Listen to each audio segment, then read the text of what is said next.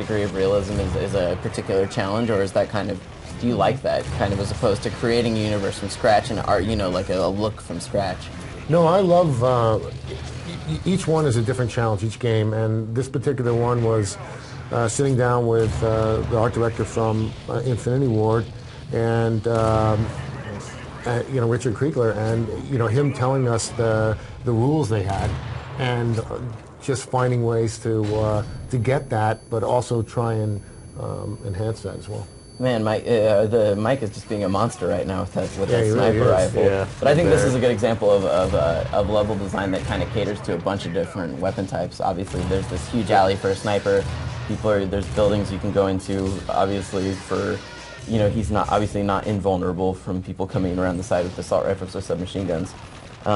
Yeah. So, Twitter user Sketchy Cinema HD. I've been to one of those. He asks a question that Recently. he says, how is the banning system going to work as far as like being able to ban players or kick players? That is a very good question because I don't know how much detail I want to go into it, but the anti-cheat work that we've done on Modern Warfare 3 as a whole across all the platforms is extensive.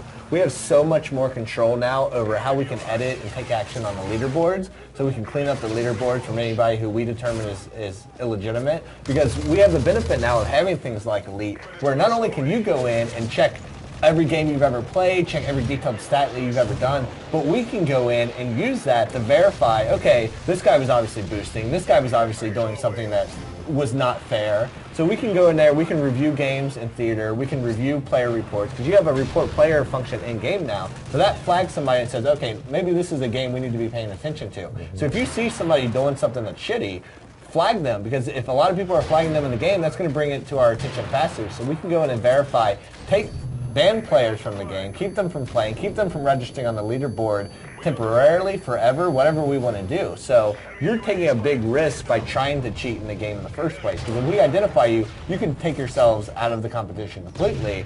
But then, more importantly, we have the tools to actually verify that and take even further action on it. You know, for people that are unfamiliar with what Elite does is it kind of, on top of, it tracks a lot of stats, but you can also go into particulars like where you got to kill, what gun you got to kill, who killed you, where you were standing exactly when that guy killed you. You can kind of get a good feel for like where the good kill zones are on a map for maybe what a really amazing player was doing to get all those kills. Definitely. Yeah, strategies you can learn just from that stuff. Yeah, you can really go in there and analyze data. Yeah. But you guys also have access to that data. Is that sort of the data that you guys will use to help do maybe balance tweaks and stuff as the game goes on? And obviously, it's one thing when you guys are playing and you know in the studio and with small teams, but when the game gets in the hands of millions of people who are spending hours with it, I'm sure they learn to do things that you never anticipated. Yeah, always, of course. Man, yeah. And Elite's going to allow us to, you know, get hard data on that, because getting fan feedback is extremely important, and then getting the hard data that supports that is just as important. Yeah, and you know, we can use some of that in any DLC or any maps in the future. You know, it helps us become better designers. That was the decoy strike package. So for your question, Sketchy Cinema HD, and for your awesome name, you're getting a copy of the game. I think that worked out, because you know, banning players and how to deal with sketchy situations is always something I think people worry about, especially in a game like Call of Duty, Modern Warfare 3. You know, it's like the multiplayer in this game is where it has its real legs, and people are going to be playing for, you know, years. Yeah, definitely. I wonder why Sketchy asked that question. Yeah, maybe he's like, I don't want to get banned. Yeah, so what sort of Do not soil the fair name of Sketchy Cinema. Another a Twitter question that comes from Haibuse86. He says, will there be any 3D game support for, you know, the 10 people out there that have 3D TVs? I just got one, actually. Did you really? Yeah. 11. Pretty exciting. Is that something that you guys are ever looking to support with something like Call of Duty? Well, you know, Black Ops supported it. Yeah. So Call of Duty has supported it. It was not something that we were looking to support with Modern Warfare 3. We kind of look at it from a gameplay perspective, Exactly. and if it's not going to add, you know, any value to the gameplay, then it's not something we should put in. Yeah, I guess at that point, you know, if the technology visual was more effect, prolific and it had a way that it could be emphasized for gameplay. And there was no impact on frame rate or anything like that. Yeah, you know, that's interesting. I think Call of Duty is one of the few games that, to this day, you know, it always talks about the frame rate is still such a coveted sort of thing. It is key. You know, and there are other games like Gears of War and stuff that can run at 30 and they work just fine because that's like what the multiplayer is designed for. Exactly. But Call of Duty, obviously, you know, you guys could push the graphics to even crazier levels if you wanted. But if it's going to take away from that 60 frames a second, it's like, you know, the pros versus the cons. Yeah, it's all about the overall experience. For sure. Why is it that you feel the 60 frames per second for people that are kind of more unfamiliar with it is so important to the Call of Duty experience? For us, it's all about that smooth gameplay because the gunplay is king for us, and it's extremely fast gunplay, especially in... You know, is it just that, you know, I decide I want to start a clan and then we can sit there and build on it, or is it like I have to send out invitations? Pretty much, yeah. So every clan needs a leader. So the leader goes and starts a clan, and then it's up to him to invite and choose and moderate who's you know able to join that clan. How open is it, and then stuff like that. So the leader is basically the linchpin that holds the entire clan together, organizes and pulls it all together. So here we are seeing another match of Team Defender, one of the new multiplayer modes for Call of Duty Modern Warfare 3. You know, this map in particular, I think I actually really like, especially for Team Defender, because there's a couple places where you can really hole up and draw into killing fields. I also think that this is a great map for domination. That's the thing, is every map can be played. There's 16 maps coming out to start, and every single one can be played within any mode. Yeah. And also there's hardcore mode making a return for people like me that love to play hardcore in particular. Hardcore, bare bones. So will all the map modes, you know, Team Defender, all that, are all those available when you buy the game, or are some of these earned within the first levels that you're leveling up? Like, is it first, you know, you're doing TDM to start?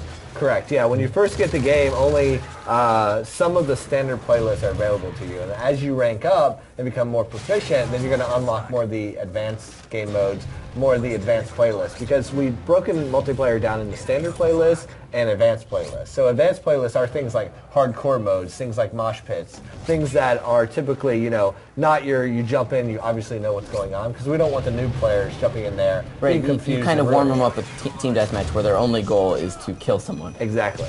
And then you can get them used to the idea of actually completing objectives additionally as well. Yeah, but obviously, you know, the veteran Call of Duty players who have been playing for years, they're going to jump in and unlock those other game modes, you know, super quickly. I think that what we just saw there was actually a really cool example of what a support class can do for their team, adding a ballistic vest that everyone on the team can kind of pick up, get that little bit of extra boost to health. I mean, I don't think it's anything that's necessarily like it's not going to make that person invincible, but with a whole team with vests, it can make the difference between a push being successful or failing. Yeah, especially in objective game modes. Like if you have a good support player, he's throwing that down just at the cover point before a dom plays. So the guy who's going to run in and try to capture, he can pick that up. Or, you know, if he sees somebody running for the flag, throw it down so that guy who's going to pick up the flag can get it, so he has a little bit more support. I don't know if you guys can speak to it at all, but are there ever times when you're kind of designing these games that you ever have to kill an idea for a multiplayer mode or something like that, where you're just like, you know, that ultimate challenge as a designer of like killing something that you realize just isn't as fun as you thought.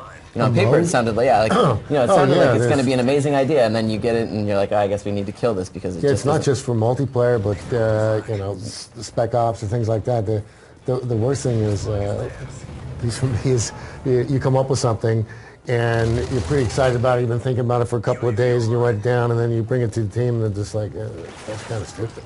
Yeah, I'm sure. It's like, I'm sure that must happen in campaign as well, where you have like an idea for maybe a set piece or something that isn't coming together the way that it was hoped. But you know, with these maps, a lot of them are also we'll build them in block worlds, and you'll play through them and not only see if they're good design, but if the mode will work as well. These take you know, a lot of R&D and you know, a lot of playing and iterating on them. Yeah, I mean, when it comes to like weapons and kill streaks and stuff that you're adding to, the big filter that comes down is how balanced is it? Is this overpowered? Is it fun? Does it slow down the gameplay? Because if it meets any of those things, if it slows down gameplay or you're too overpowered, it's just something that's not going to go into the game. And we'll look at different iterations of it. Like at one point we had you know, we ended with that mini tank that you could drive around that has limitations to it. It's very slow. It's going to take you a while to get across. Once you're getting hit, it starts going all static and stuff like that. So there's balancing stuff to it. Originally, we had full-size tanks that you could call into a multiplayer map. They come crashing through a wall, and it would cover a specific point. And you look at like, okay, we like that idea. We like, okay, tanks and multiplayer, but how can we do it in a way that's right for Modern Warfare, that stays with the, fast-paced gameplay, that sticks with that balance, but is done right? But on the other hand, when they started talking about kill confirmed and bringing that up, everyone kind of agreed that's going to be. That sounds like a Yeah, there's actually a Twitter user named Modern Warfare 3 Research, who says what can be driven while playing online Modern Warfare 3. Obviously, there's no drivable vehicles. No drivable, yeah. You got the little tank. You're not in it. Has that? Yeah, you're not in it, but you're controlling it. So is there some of the?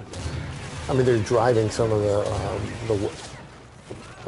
smaller UAVs and stuff like that. Yeah. Is there ever been sort of the idea of toying around with sort of drivable vehicles, like a tank or I guess the levels in general are small enough, focused fights, that you don't necessarily need vehicles. Exactly, and that's a specific design decision. Because we've looked at vehicles in the past and played around with them in our multiplayer. I mean, obviously Treyarch has done their own. Yeah, thing. they did it. But in Modern Warfare, what vehicles do is they change the design of the map. They change the design of the pacing of the multiplayer thing. So when you put in a vehicle, the balancing, everything all of a sudden about people it. have to think about anti-vehicle weaponry. Anti-vehicle weaponry, you start spreading out the map so they're not so close quarters, they're not fast-paced, you're not always in the fight. And that can be fun if that's what you're designing for, but it's not the style of multiplayer that Modern Warfare is about. We're all about that very fast-paced, infantry-focused combat, and you start losing that when you start introducing vehicles. So there's ways that you could do it, but it's a different experience. And this is the experience that we like the most. And that was a horrible knife. That was a horrible attempt at knifing. But in fact, in some ways, this game goes back to some of the gun-on-gun stuff that was original, because it felt like it was pulling away a little bit in the last game. Yeah, I mean, I just think that if there's one thing Call of Duty's always been known for, is it hasn't necessarily been the playable vehicle sections and stuff like that. Like, those are nice because they help break up the pacing of something like a campaign. But when everyone thinks about Call of Duty, it's thinking about looking down the barrel of a gun, shooting at people as a person, not as a tank. And I think that's probably, the emphasis that... Nice. It is. I mean, Robert's right. It's not, we think about this stuff all the time. We'll try stuff out, and if it's not right for the game, you have to say that. That's a different game. Yeah, I mean, I imagine that's just one of the hardest things, is like, maybe not for you because you've been designing games for as long as you have, but learning to kill your cool idea that you had, at 2 in the morning, you're like, wow, this is going to be so game-changing, and then you realize it's just... Yeah, I mean, I think 90% of, making games is no. And you have to be able to be comfortable in a room with all the other designers and be able to take no and be able to say no.